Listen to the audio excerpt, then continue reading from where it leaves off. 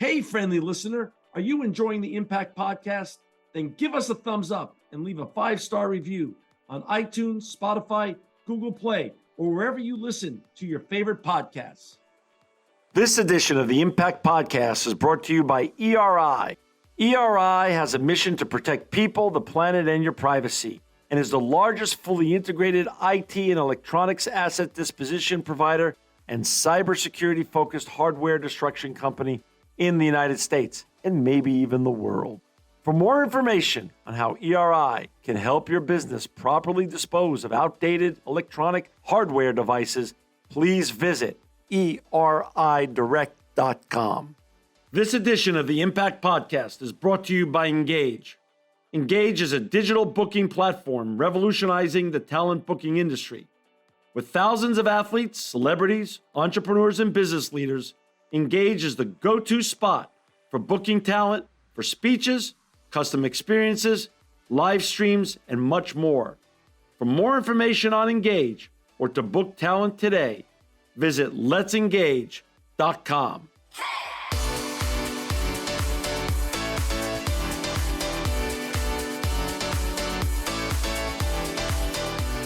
Welcome to another edition of the Impact Podcast. I'm John Shigarian, and this is a very special edition because we are so honored to have with us today Mr. David Carey. He's the Senior Vice President of Public Affairs and Communications at Hearst. Welcome to the Impact Podcast, David.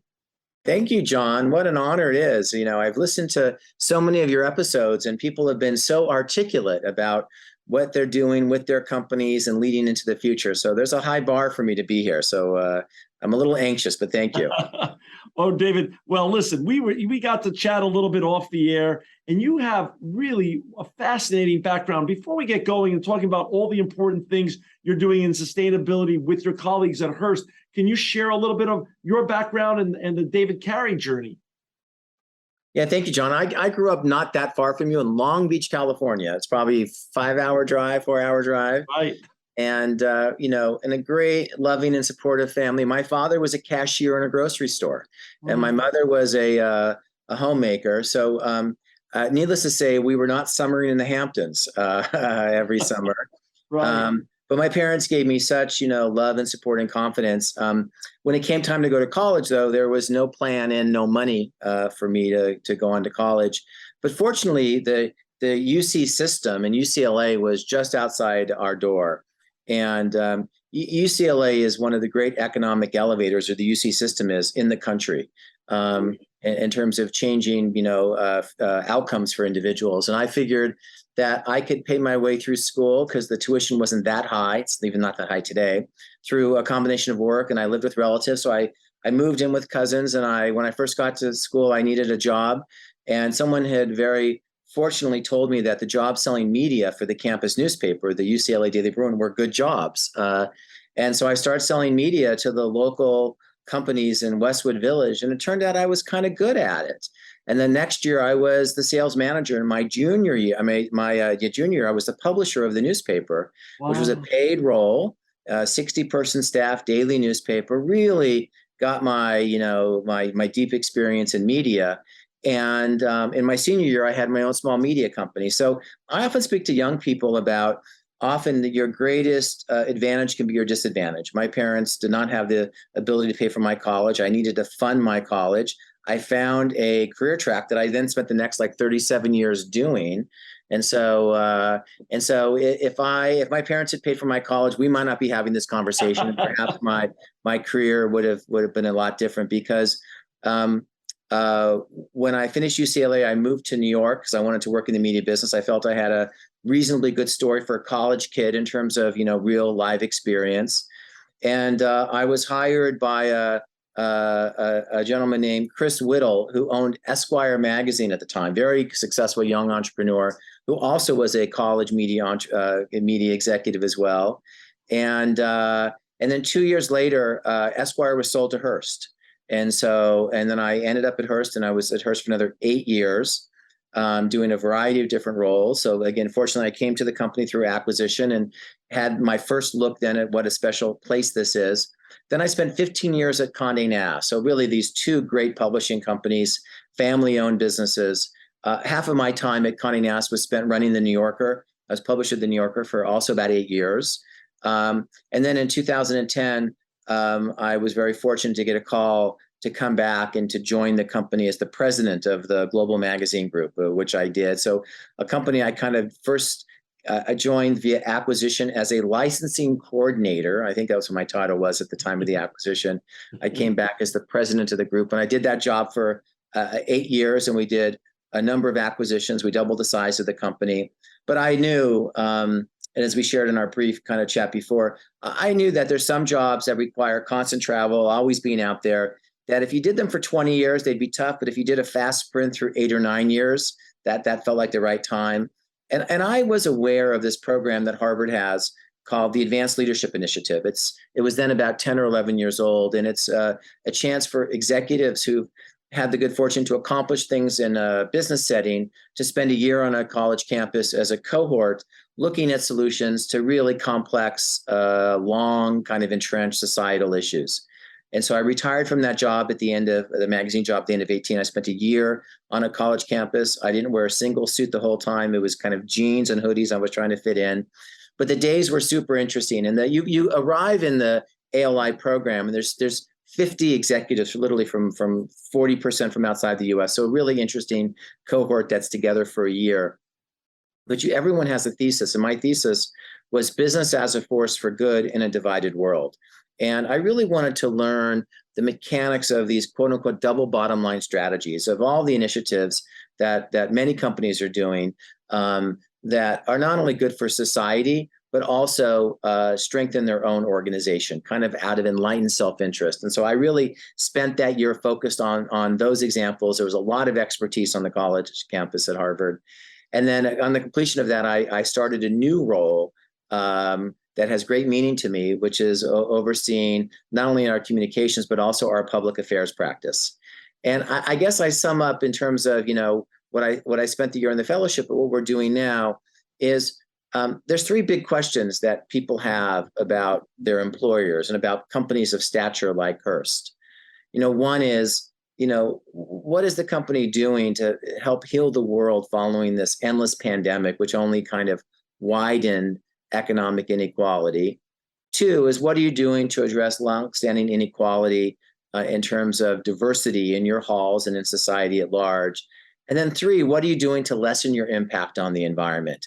And then the employees want to know, how can I get involved? Companies need to be articulate, and employees want to be proximate to the solutions.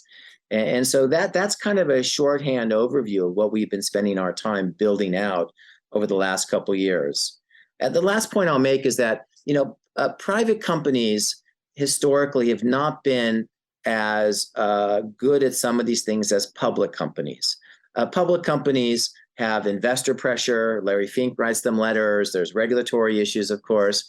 But private companies have an opportunity to really lead because you get a chance to run the company with your own moral compass. You don't have activist investors or Wall Street putting pressure on you. And generally, you can run a more principled organization. But private companies historically don't like to disclose data. They like the benefit of being private. So I'm really, thankful for the support of the company and our CEO, Steve Swartz, because they saw that opportunity for Hearst to mix the best of public and private, for us to be much more articulate about diversity, now about sustainability, but to be able to do all of this within this kind of moral compass, which guides so much of what we do.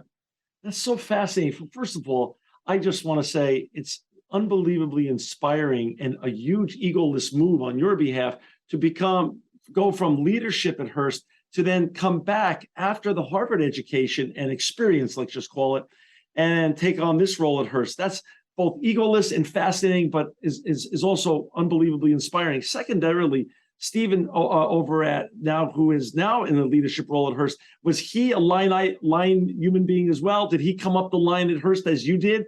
Or was he hired from outside of Hearst? Yeah, the executives at Hearst tend to grow up through the organization. So Steve Swartz, our CEO, he was the founding editor of Smart Money in 1992, 30 years ago, and I was the founding publisher. So I've enjoyed a really close working relationship with Steve for many years. Have enormous admiration for him and how he leads the company. And he succeeded a gentleman named Frank Bennett, who led the company for 30 years. So again, this is the benefit of a company that has a lot of talent and a great bench overall. And you're also working among friends. Yeah, it's a very collegial culture. We operate in 9 different business verticals, Wow. but the politics at Hearst are, they're never zero, but they're as low as they can be for a multinational company. Right. And our culture is very collegial and very forward focused. And so that makes the work that we're doing in public affairs / ESG, it makes it a little easier to advance because we don't have to fight against the fiefdoms or anything like that. People are really on board and supportive. David, what year did you come back to then Hearst after Harvard? What year was Yeah, it? so just in this very start of 2020. And so Got it. I was at Harvard for calendar 19, and I came back with a full head of steam, ready to rock and roll, and started laying it out. And then, March, whatever, 16th, we shut our offices. And so we continued to do our planning, but we didn't get as much implemented during the pandemic, in part because the business leaders were understandably distracted Correct. by everything that was happening. So we had a quicker pace of introductions of our initiatives in 21. But so 2020 was really let's get ready for when the world is going to be receptive to us. And then we were able to move pretty fast once that year changed. For our listeners and viewers, if you've just joined us, we've got David Carey. He's the Senior Vice President of Public Affairs and Communications at Hearst.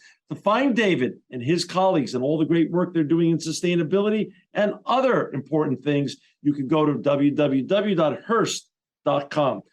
David, today we're going to be talking primarily about sustainability. This is your sustainability report that you just published. This is your first one ever. Yep. And I've read it. Thank you for sending it to me in advance. But now it's been published, and I want to get into that a little bit. But why, upon your arrival back, was this one of your premier initiatives? Why now? Hearst had never published anything like this before. Why now? Well, I think there's 4 factors that are driving everyone's interest in this space. The first is the level of reporting among peer set companies is now really good. Big companies are being really transparent about where they are, where they're going, their goals for renewable energy and reductions and so on. So this is now things that companies are very skilled at communicating in kind of no BS terms. The second is there's a lot of brewing kind of regulatory focus, of course, on carbon disclosure, on emissions. Certainly at the federal level, the proposed SEC guidelines, which who knows what path they're going to take, but they do require private companies to disclose. And as they said, they want to narrow the public-private disclosure gap around this. And so historically, only companies that filed 10Ks that are public entities have certain reporting responsibilities. But the SEC has been explicit in to possibly include private companies because they don't want companies to be incented to go private or to stay private in order to avoid any carbon emission disclosures. In California, as you say, trends start in California. As you know, California has its own bill moving through the government in Sacramento that also requires companies of size to disclose, regardless of ownership structure, and that's already the case in the UK. So the regulation is coming likely, and again, large private entities will be held to the same standard as public entities. Then, of course, we have talent in that. Looking at the green credentials of future employers is a very common thing for people, especially for younger individuals who, for good reason, have a lot more concern about the environment. I'm 61 years old, so I'm unlikely to see the year 2100, likely. However, some of our employees that are in their 20s today could easily see that. So they're going to have a much longer life around this. And then the final point that makes this an imperative, I think, for companies of all size, and that is, our business partners are going to be pushing more and more. And so as we start to create and we map our emissions, first focusing on scope 1 and scope 2, and then focusing on scope 3. But of course, we are a scope 3 supplier to everybody. Right. And so we're already being asked questions by national advertisers who want to be able to map the carbon emissions connected to a media buy. So anyone that we do business with across our B2B and B2C franchise increasingly is going to ask us questions for the carbon emissions associated with the goods and services we provide them. So if you add all that up, that says you have to start this really complex journey. So that answers why. It's really the confluence of these four factors. Right. Of course, it's the right thing to do, but at the same time, there are important, self-serving interest around talent, around regulatory, that we're going to really need, and we and others, of course, to develop a real competency, not only, of course, in managing our emissions, but also the reporting back to the stakeholders that are so important to us. That's fascinating. As I read more and more about Hearst, which prior to this interview, I really didn't know that much, except I knew the great publications that you have that I enjoyed so much. And I'm your age. I'm going to be 60 in a couple of weeks. And so I've enjoyed your publications from Esquire to Smart Money and everything else that you have for the entirety of my life. But what was fascinating, what I learned more and more about your portfolio of companies, there's the obvious is the B2C, but you also have B2B businesses. So your sustainability strategy has to be not just parochial in its nature. It has to be diverse. Can you share a little bit about how you create a sustainability strategy that fits the type of business that falls under the macro Hearst umbrella? Yeah. So, and you're right that, our company is best known for our consumer media businesses. We started with newspapers in San Francisco 135 years ago. Wow. And so how many companies are you speaking with that are 135 years old? Very few. Than ever, Very right? few. So we know that we are in a rare company on that. And then, of course, the magazine business really built out by William Randolph Hearst, our founder. And then really in the last 25 years, there's been a real focus on diversification of businesses, and specifically buying data businesses in transportation, healthcare, and now financial services. And so the company is brilliantly diversified across so many areas. And so what we wanted to capture in our first sustainability report was, the truth is, we've been doing a lot of things that have been focused on sustainability, but we've never kind of packaged this complex story all together. One of the most interesting features of our company is we have over $200,000 of timberland, forests, and ranches in the state of California. Now, much of this was the original land when Senator George Hearst, who was William Randolph Hearst's father, became wealthy in the 1860s. If you've ever been to Hearst Castle, in between Big Sur and I guess San Jose is the next big city. If you've ever been there, all the land that you can see from on top of the castle, which the castle itself is a tourist attraction, all the land is still owned by the Hearst Corporation. Most of that land was acquired in the 1860s. We don't have a scientific account in terms of the number of trees on our property, but some estimate it could be as high as 20 million. Okay, so lots of companies announce tree planting initiatives. We have like 20 million trees, and we've managed the forest and the ranch land in a highly sustainable manner now for decades. And then, so we have many of these initiatives that we talk about in our first report. I would say 80% of them we've been doing for 5, 10, or in some cases 100 years, and some are newer. And so what we wanted to do initially was to help people understand everything that's happening at the company, because most companies do 2 or 3 things as the nature of their business, and we do 9 things. And so sometimes it requires us to really walk through. And so our B2C businesses, are now on par with our B2B businesses and what they're doing. And so really our sustainability strategy, which we talk about, is we tried again to educate our stakeholders, current employees, future employees, business partners, and journalists, is really broken into 3 areas. The first is, educating the public around environmental concerns, and our newspapers, our magazines, and our TV stations, reach most of the country when you add them all up together. Well, David, I want to just give a little plug here that I learned in preparing for this interview. Hearst has an audience of over 60 million digital and print newspaper readers, and reaches 26 media markets in 39 states across its just television stations. That itself is massive. And we do a lot of, there's a lot of content that is produced by those teams around these topics. Wow. And then the second part of our strategy, of course, is lowering our own emissions. And the signature and the piece of this, and the reason we've been doing much of this for so long is today I sit in the Hearst Tower. The Hearst Tower it's constructed in the foundation of the original magazine building erected by William Randolph Hearst in the 1920s. And then, just after 9/11, the company approved building the tower, 44 stories by Norman Foster as the great architect. But the decision made, and I guess the planning, I wasn't at the company then, but the planning for the tower was probably 2000, maybe 1999. And the company and the board made the decision. They wanted the tower to be the first LEED certified, new build in New York City. It was designed to be the greenest building at the time when it opened. And then, of course, we then have a double LEED certification and platinum certification. So, when you make that decision, this 22 years ago or 23 years ago, or it's a little less visible, that you're going to ask Norman Foster to build the greenest building in New York, that's a really expensive statement about values and vision, which the company did. And hopefully you'll have a chance to visit. It's a spectacular building, not only how it was constructed, but how it's run and how efficient it is. And so, and that we have a great story, of course, in our global headquarters here.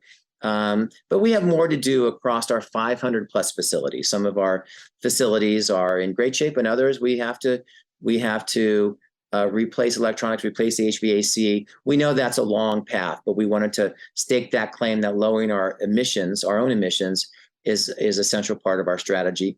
And then finally, shining a spotlight on these B2B solutions that help other corporations achieve their climate goals that are part of our suite of B2B businesses.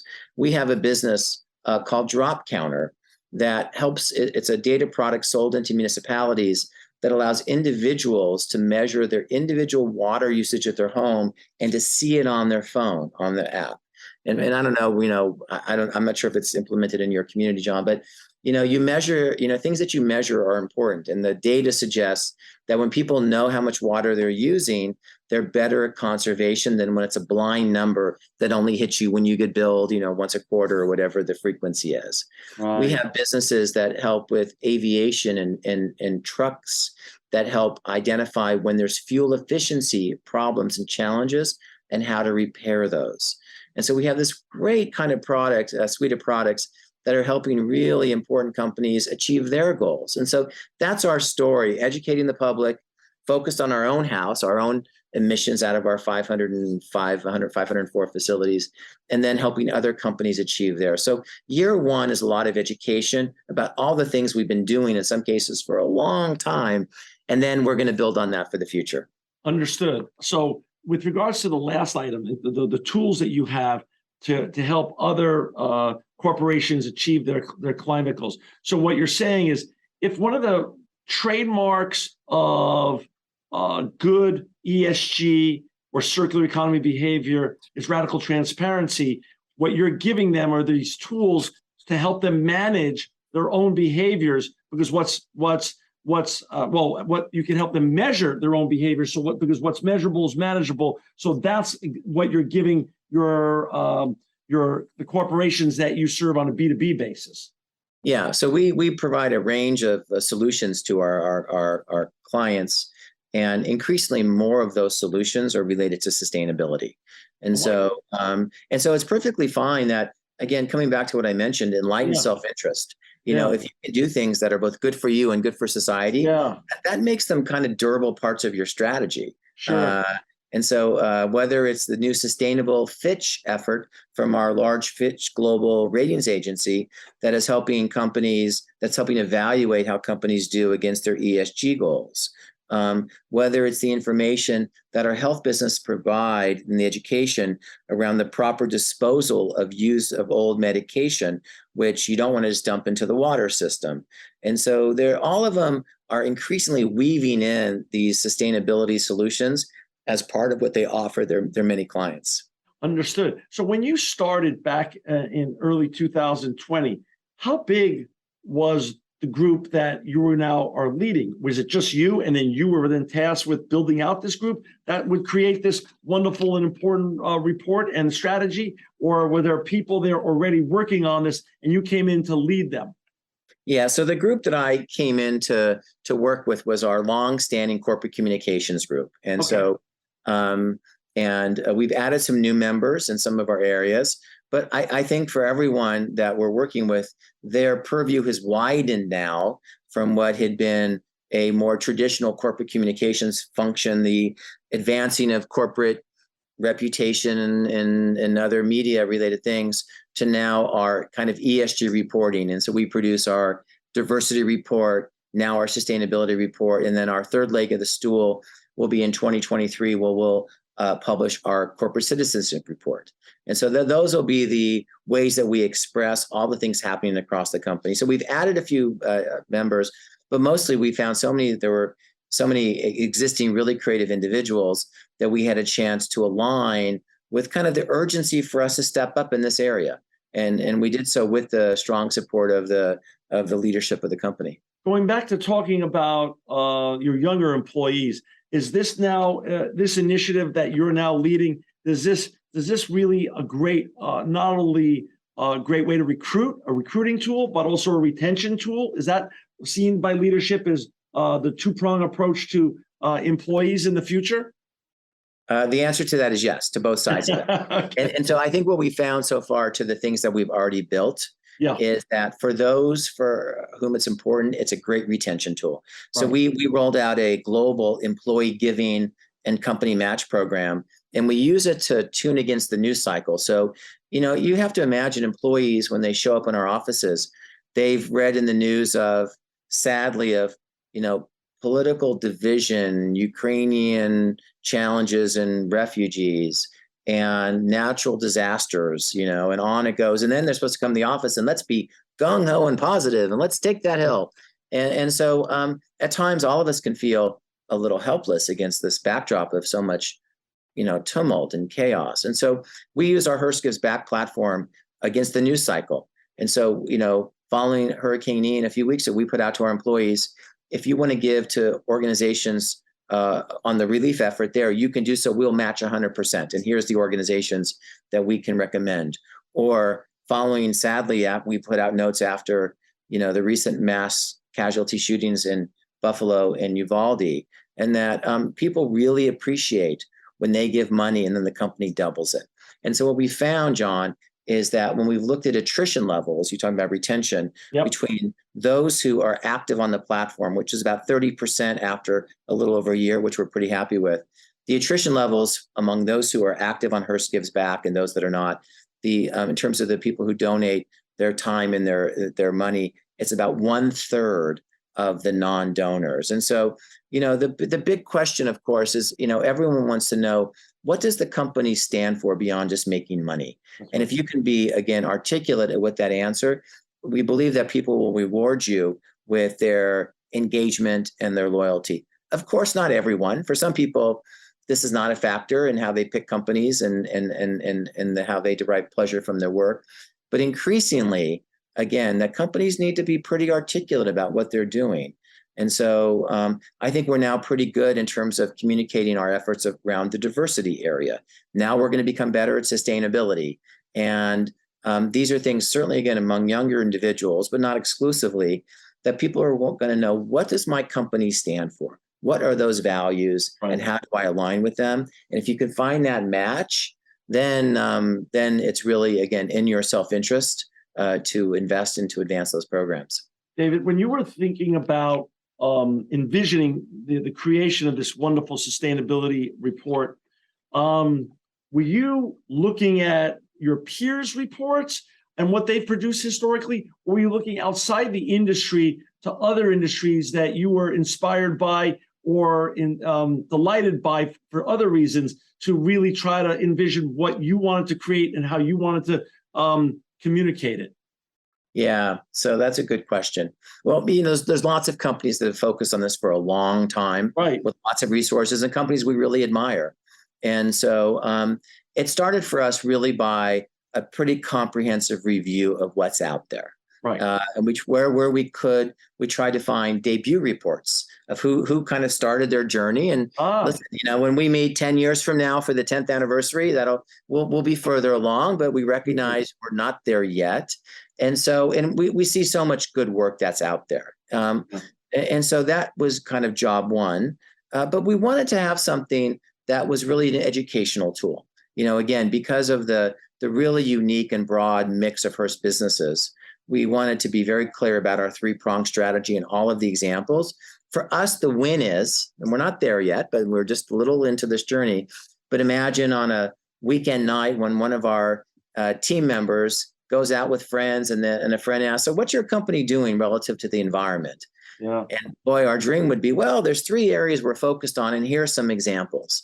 And so we wanted to create an introduction and kind of a narrative that was understandable to its audiences and that could be then related by them to others. And I think we did that. I think we have a clear narrative arc to this. I think that we have good examples that are memorable to people. Because listen, we have a small group in the center. We have 23,000 employees. And so the win for us is that they become advocates for our story as well. Right. And that they can defend us among those who might have criticism, or they can, for those that are uninformed, they can then educate them. And so that was kind of job number one, is have something that could be a tool to broaden those people who are advocating for our positions. But also, as I mentioned, most of the content in this first report are things we've done for years and years and years, but we've never put them into one easy to understand kind of package. And so the good news is we started with great substance. And so it was really more of an editing process. We didn't have to invent anything. And so I think we had it easier than most companies, given that we've done a lot, but we haven't communicated it. And so therefore the effort was, let's make sure that we can tell the story in a way that people can understand and appreciate. David, what do you make of the, you're so well traveled because of your historical leadership roles, and you've been around the world into so many different countries, and you've gotten to see how far Europe was ahead of us on sustainability and ESG issues, and even other countries in Asia, such as South Korea and Japan. Again, they were geographically challenged. They couldn't be in the linear economy as long as we hung out in it. So they were able to, almost a generation and a half ago, start moving from a linear to circular economy, and they made it part of their DNA. But now that it's come to America, it seems like an undeniable and unstoppable trend, but there's been recently a little bit of backlash with some states and other pension funds saying, hey, we're not so all in on this ESG stuff. Is that just the normal fits and starts of new trends coming to life and really taking over? Pushback is just part of that process, or is that something that concerns you on a macro basis? Well, we live in, some of the most politically divisive times, John, that you and I have seen in our lifetime. Yep. So it's, anything that is done in California, New York is bad in other states. And conversely, anything done in big red states will be considered bad in the blue states, right? Right. So there's no easy answer for that. Okay. At the end, when these things are good business, when these things are strengthening a company, that cuts through the politics. That's right. And so that's why, we set aside, any virtue signaling, any spin. Hearst is a company where we mean what we say. We plan our work and we work our plan. And so I do think as companies are looking at opportunities, the things that are done for just spin purposes and press purposes, those things will fall by the wayside. Those things that become integral parts to driving profits and performance in organization, that's great. And there's nothing wrong with that. And so I think that will triumph overall, is that the companies who are skilled at this will be stronger entities than those that are not. And so I know, the Business Roundtable redefined the statement of corporate purpose in the fall of 2019 about other stakeholders.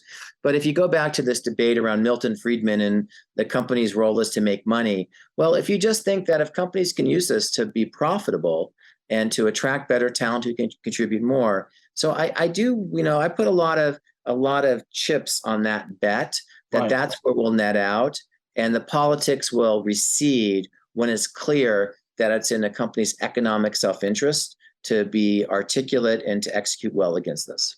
Understood. How about the voluntary carbon market? Says, are you excited about carbon emissions trading in terms of as so many now corporations are racing to their net zero goals? Is that something good for the marketplace? And how do you perceive that? And how do you value that in what your goals and your efforts are? Well, John, so many of your other guests are so much more sophisticated about cap and trade policies and Okay. are these be an effective tool? Fair enough. I can say that, for us, one of our things which we haven't fully measured, we mentioned in the report, is again, the carbon sequestration benefits out of our 200,000 acres of land in California. Huge. This will be double checked and triple checked, between now and next year. We'll talk about it more. So we potentially have a fairly meaningful offset that happened to be acquired in 1868. Okay? And so 20 million trees potentially. That's huge. Yeah, so that's an interesting part of our future story, is how these ancestral properties acquired, by the father of the founder of the company will provide a valuable mitigation, in the current world. And no one can say that. I can tell you, no one you're ever going to talk to can say one of the original assets of the company almost 200 years ago. David, that's one of the most impressive stats I've ever heard. But I like to think of myself as a young 60. You're a very young 61. I know you have a lot of gas in the tank left.